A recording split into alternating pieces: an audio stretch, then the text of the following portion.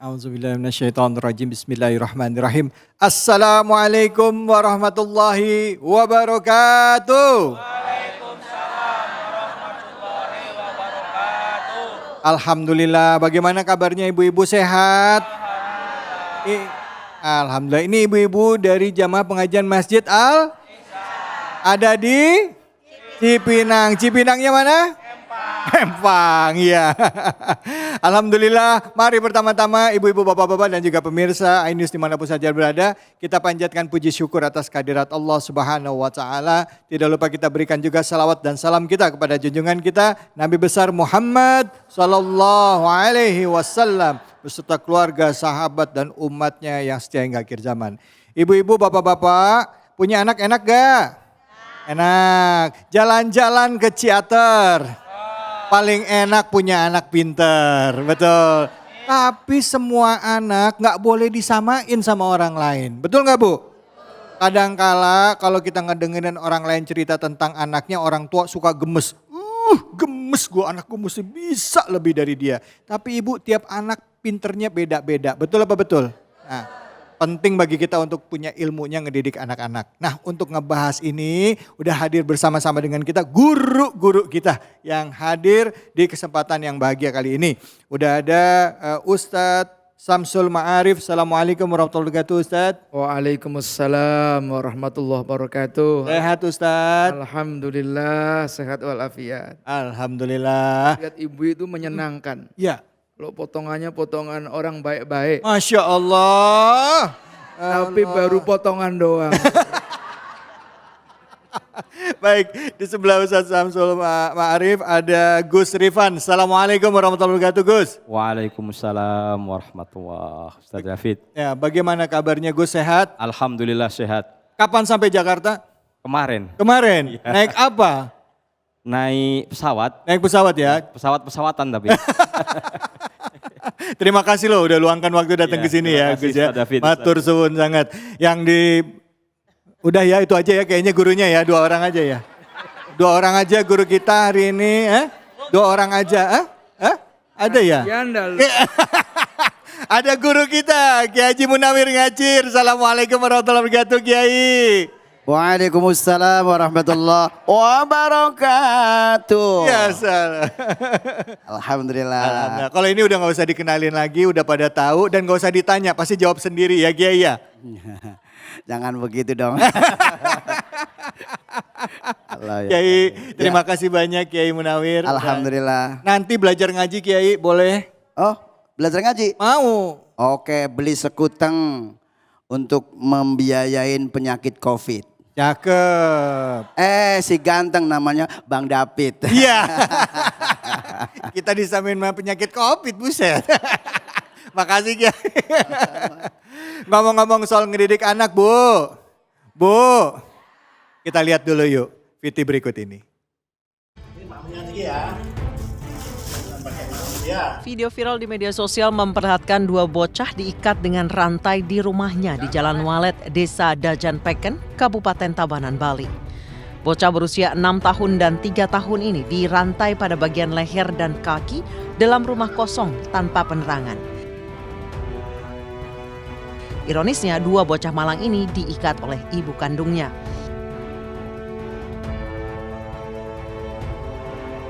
Perbuatan tega sang ibu terungkap setelah tetangga mendengar kedua anak berteriak pada malam hari.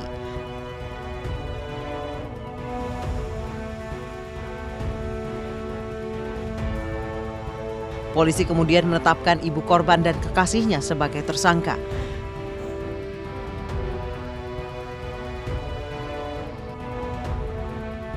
Merapat ke TKP dan menemukan betul kemudian bahwa ada 2 orang anak itu. Setelah itu kita melakukan penyelidikan dan mengetahui bahwa yang melakukan adalah ibu kandungnya. Keduanya dijerat pasal 80 ayat 1 dan 4 Undang-Undang Nomor 35 Tahun 2014 tentang Perlindungan Anak dengan ancaman hukuman maksimal 4 tahun 8 bulan penjara. Dari Tabanan, Bali, Imade Argawa, iNews melaporkan. Astagfirullahaladzim. Buat yang belum punya anak aja kayaknya ngarepin banget pengen dapat anak ya Bu ya. Betul. Ini udah dapat anak. Saya nggak mau tahu urusannya apa. Tapi yang jelas anak itu harus kita jaga, kita sayang. Saya nggak mau ngomong deh. Langsung aja guru-guru kita yang ngebahas soal ini ya. Silahkan Kiai Samsul, fadhol. Ya, Assalamualaikum warahmatullahi wabarakatuh. Melihat cerita tadi memang menyedihkan. Kadang-kadang banyak orang tua karena latar belakang tertentu sehingga membuat dirinya kesel sama anaknya. Mungkin lagi ekonominya menurun atau ada problem sosial yang lain. Kadang-kadang yang dijadikan korban adalah anak. Padahal yang namanya mendidik anak ini sebagaimana yang diajarkan di dalam Al-Quran harus penuh dengan kasih sayang. Al-Quran saja cara memanggil anak harus dengan panggilan penuh dengan kasih sayang. Nah ini kok malah sebaliknya, ada orang kalau enggak marah kayaknya enggak dapat pahala. Malah sebaliknya. Nah oleh karena itu kita sepusing apapun, problem sebanyak apapun yang kita hadapi, tidak boleh untuk menjadikan anak itu menjadi korban kemarahan, korban kebencian, macam-macam. Memang kadang-kadang ya namanya orang tua lihat anak gedeg banget dah. Tapi cukup dirasa aja. Tahan. Sabar itu salah satu maknanya adalah tahan dari kemaksiatan. Jangan engkau lakukan, tahan. Syukur-syukur kita bisa mendoakan.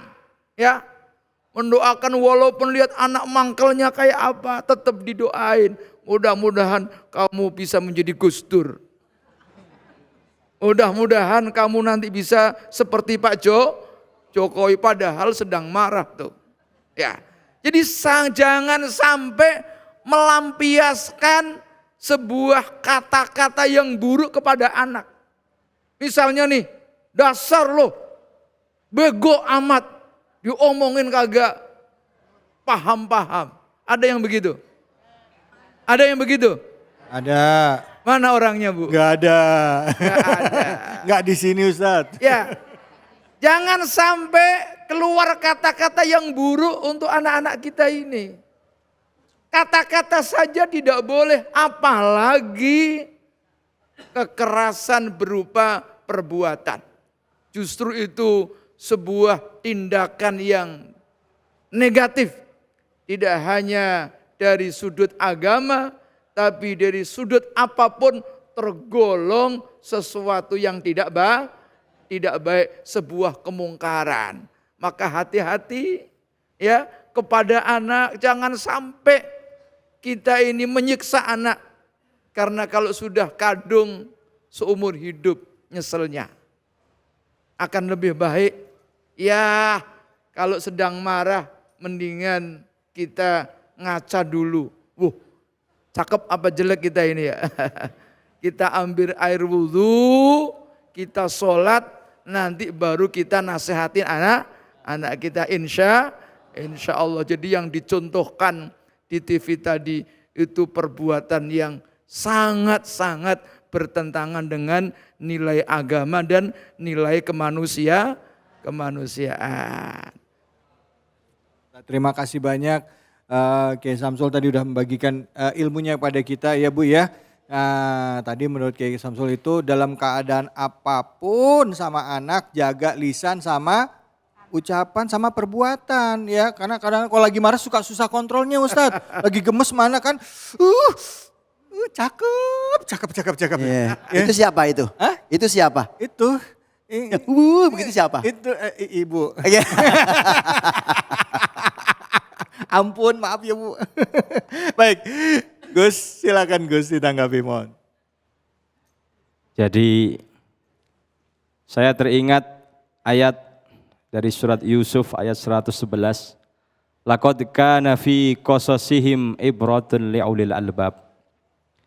Dari tayangan tadi kita hendaknya mengambil ibrah, mengambil pelajaran dalam fenomena-fenomena di kalangan masyarakat. Bagaimana seorang ibu berperilaku tidak terpuji kepada anaknya. Ada beberapa hal yang perlu diperhatikan oleh seorang ibu pada anaknya. Yang pertama, hendaknya dia bersikap lemah lembut dan berkata yang baik kepada anak-anaknya. Faqula lahu qawlan layyina la'allahu yatadzakkaru aw yakhsha. Dengan ucapan yang baik, ucapan yang lembut, bisa jadi pintu hatinya akan difutuh oleh Allah Subhanahu wa taala begitu mudah dalam mendapatkan ilmu. Karena apa yang didapatkan oleh anak, yang pertama adalah bersumber dari orang tuanya. Sehingga hendaknya kita berbicara dengan yang santun, yang baik kepada anak-anaknya. Kemudian yang kedua, bahwasanya seorang orang tua kepada anaknya hendaknya berperilaku dengan baik, berperilaku dengan santun.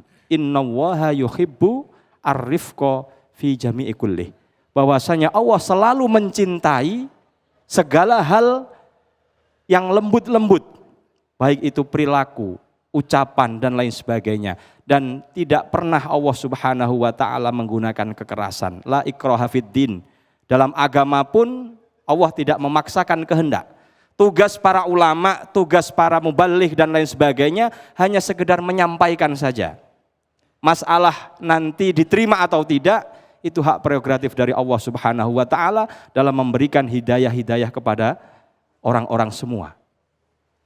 Jadi saya melihat dari sudut pandang ibrahnya tadi, ya, bahwasanya kejadian yang ada di masyarakat itu hendaknya kita jangan menutup mata dan jadikanlah itu semua sebagai pelajaran agar semua menjadi baik dan kita tergolong orang yang ulul albab.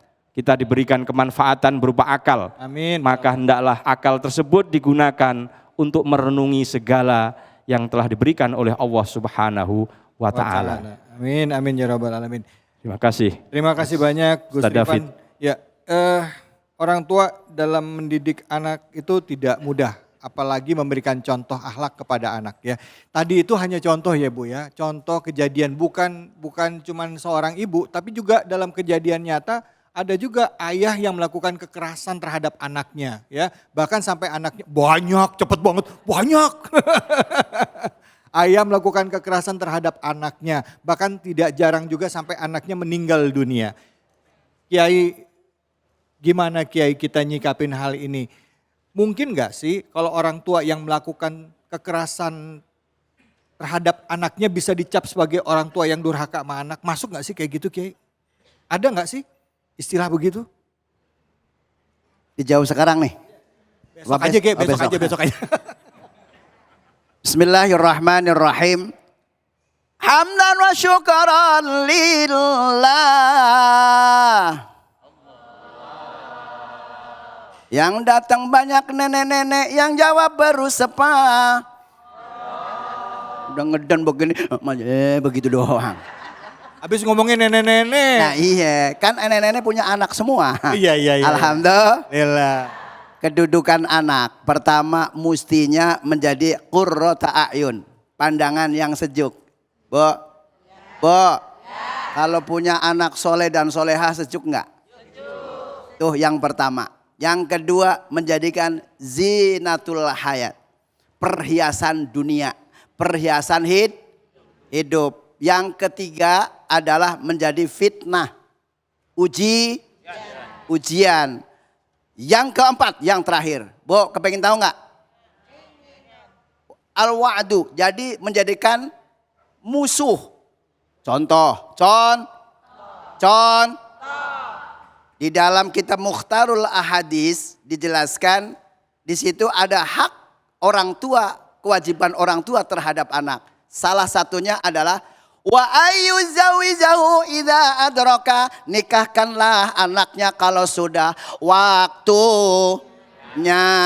Kalau belum waktunya kudu puas. Kalau kagak puasa olahraga.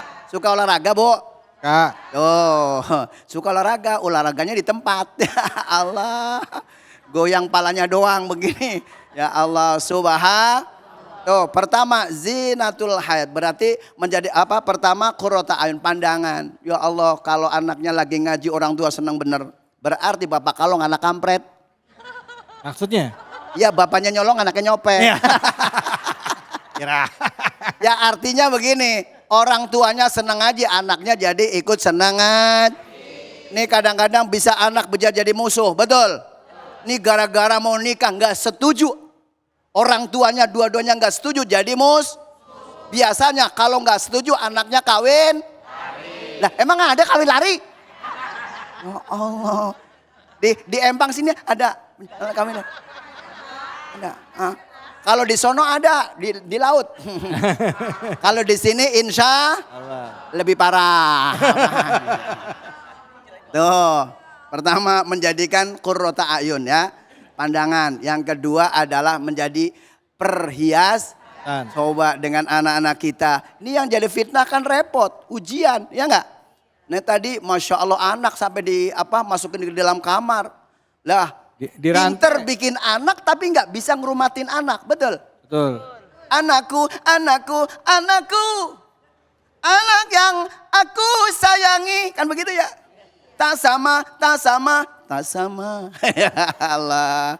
Itu nasi daria dulu yang jawab begitu ya. Insya Allah. Tapi kalau zaman sekarang Masya Allah kalau suruh ngaji susah. Tapi kalau suruh nyanyi gak cuman anak-anak, nenek-nenek juga pintar. Oh gitu.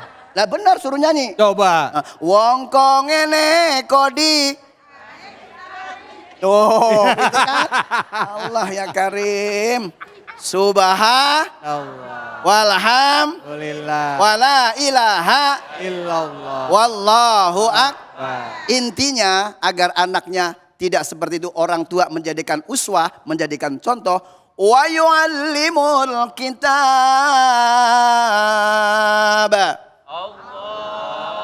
Ajarkan Al-Quran belum bisa juz amma belum bisa Kalau ikro belum bisa mim patama tapata lam domalu Lah mata lu juga gede banget saya sih.